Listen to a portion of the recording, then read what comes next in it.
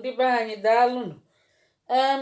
Ịma na anyị na-aga n'iru maka KIA certificate a anyị na-aga n'iru maka ya. Anyị ga-ekwu maka the company na-ewetara unu sponsorship nke anyị niile na-etinye ọlụ na ya kịta. Ọtụtụ ndị mmadụ etinyego ọlụ. O dete leta, ọ na-arịpọtụ na 55 people tinyere ọlụ. Ọ detela unu leta si ka ngwa unu mma agụpụtali ya unu.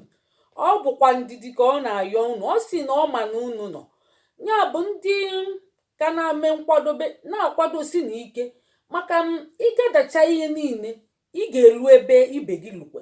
Ebe onye ọsọ lu ka onye ije ga-elu.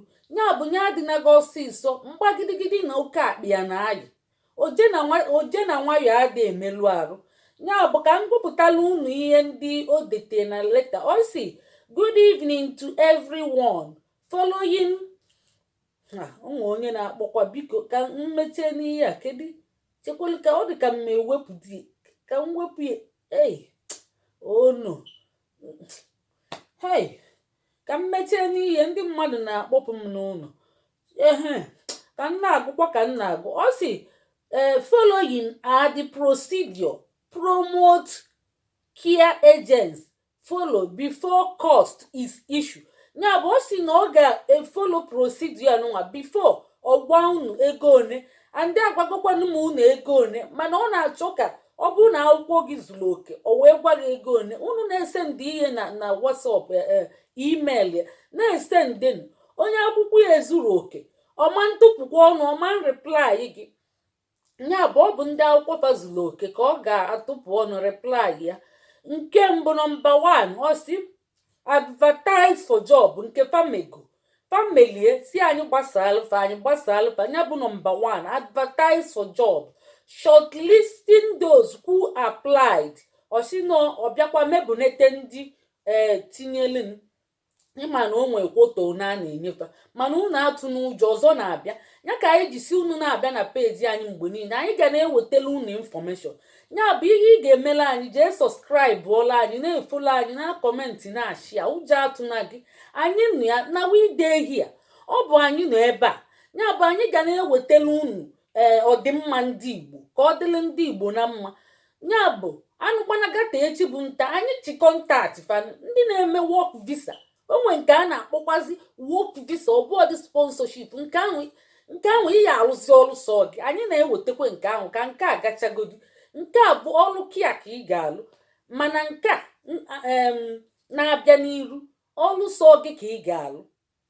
Ya bụ wọk onwere nọ KIA ka ị ga-alụ. So maka onwe ndị na-ajụ si ọ na bụ sọ KIA mba ọ bụrụ sọ KIA o nwere ebe anyị zọpụkwere nke ahụ bụzi wọk mana nke a mechaa nke ahụ emebekwa mana fancha na-anakwa ego mana nke ahụ a si wọk onye ahụ njekwute ọ si m ụfọdụ ekwesịrị ịna ego na-emelie ka ọ dị free mana ọ ndị anya ukwu ọ si oje amụta nke a nara ana ego ọ ga-emekwa ka mmalụ oje amụtakwa nke a na-ana ego ọ ga-emekwa ka mmalụ. So promote KIA agency ọ na-asị maka afụfa bụ promote KIA agency.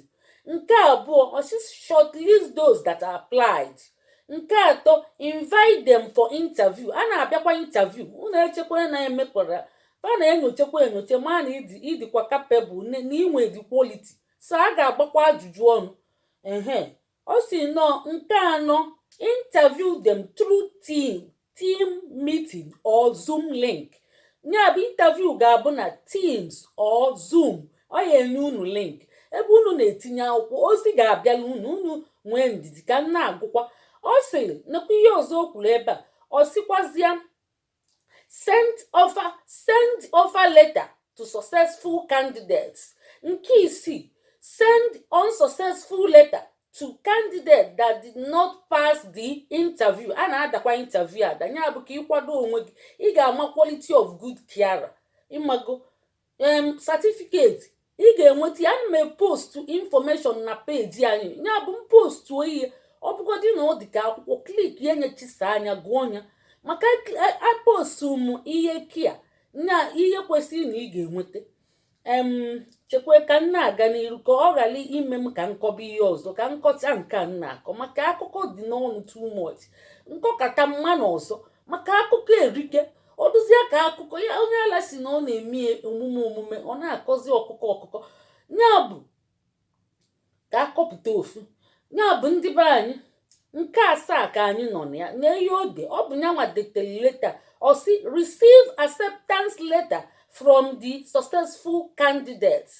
Nke asatọ ya bụ nọmba 8 maka ndị ada n'Igbo ịma na anyị bụ Igbo class word na-akwado asụsụ na omenala Igbo anyị na-asụ Igbo na-ata ya ka na-ataji nwannu ya bụ ọsịkwa nke asatọ ahụ issue certificate of sponsorship na-egekwanụ ntị nke asatọ issue certificate of sponsorship to all the successful candidates that accept their offer. Ịma na ụfọdụ kwa enye gị offer ụfọdụ adịghị eme accept nye ka o ji si that accept their offer. Ọsịkwa ọgwụgwụ ọbịazịa si all the above steps are required compliance we go through at promote care. Ọsịkwa I enjoin all candidates to be patient. Ifugie, we have zero tolerance to error and mistake. Please bear with us. There are 55 candidates. Also, na gị nwere funded na o nwere 55 candidates. Ọ ga-egacha through ihe niile wee nyefe acceptance issue send offer letter to successful candidate sent unsuccessful onye dịkwa unsuccessful a na-agwakwu ya bọsị ọzọ ka i wee kee mgbado n'ukwu ya ka eji asị unu jee mee gịnị chịtacha akwụkwọ niile chịkọ onye ọnụ onwe ndị na-enweta sọsọ ofu kia certificate ihe anụnwa o bulu ibu na ihe kia onwe nke m post ịgụ ọnya ije n'ebe ahụ m na-enye unu link ịkapitalize ya na ndị ahụ na-eme kịta last year family na-efu kịta ndị be anyị na-ebezikwa akwa si na pajezi ime o tinye ego mana ego o tinye buru ibu kịta one certificate bụ kịta about 3,000 naira mana last year ọ bụ n'efu ọnya ka eji asị ifu ihe ịkpali ya nkụ gbubulie ọdụdụ ifu ihe gbubulie ọdụdụ maka ịmara ma ọ ga-emezikwa echi kịta fatinyere ego mụnwa ama akwụti nke na-enyekwa ndị mmadụ si na ọ na-efu